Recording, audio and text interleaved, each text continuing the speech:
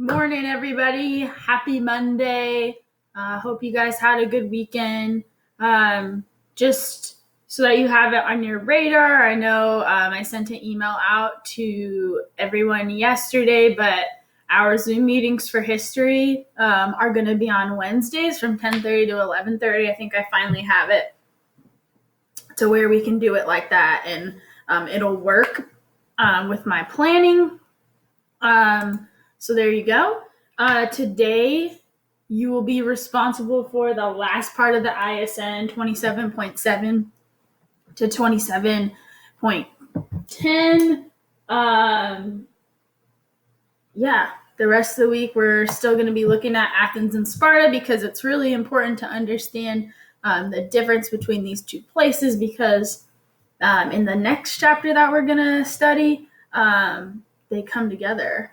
And so it's important to understand how different and how big of a deal it was for those two groups to be able to come together.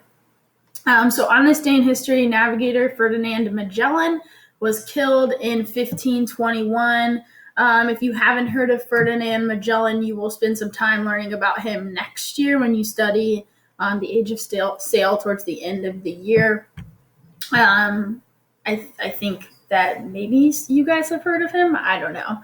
But so after traveling 3/4 of the way around the globe, which is most of the globe, Portuguese navigator Ferdinand Magellan was killed in a tribal skirmish on the Mactan Island. So they had landed in the Philippine Islands, and if you know, well, the Philippine island of Saba.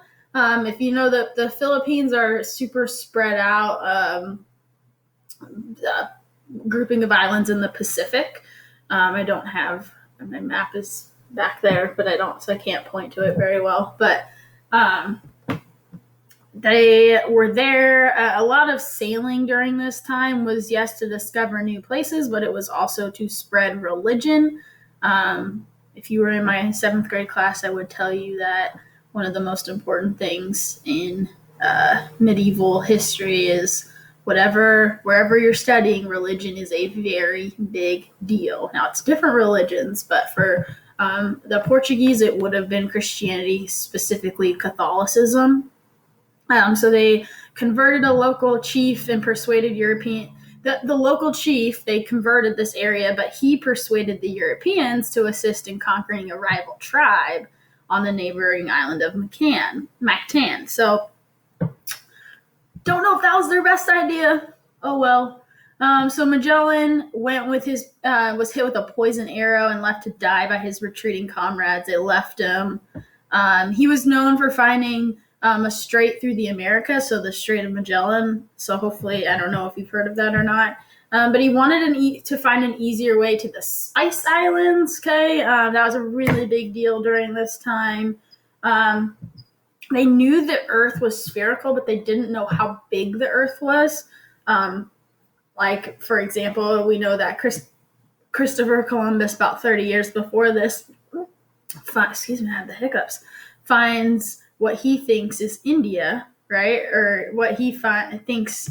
And so that's why he calls people the Indians when he arrived in North America. So they didn't understand that there was another land mass. And so they kind of had an idea, but he discovered the Strait of Magellan, took 38 days to navigate through the strait, and he wept with joy on the other side when he could see the ocean. And he was the first European to reach the Pacific from the Atlantic. So kind of a big deal for the Portuguese.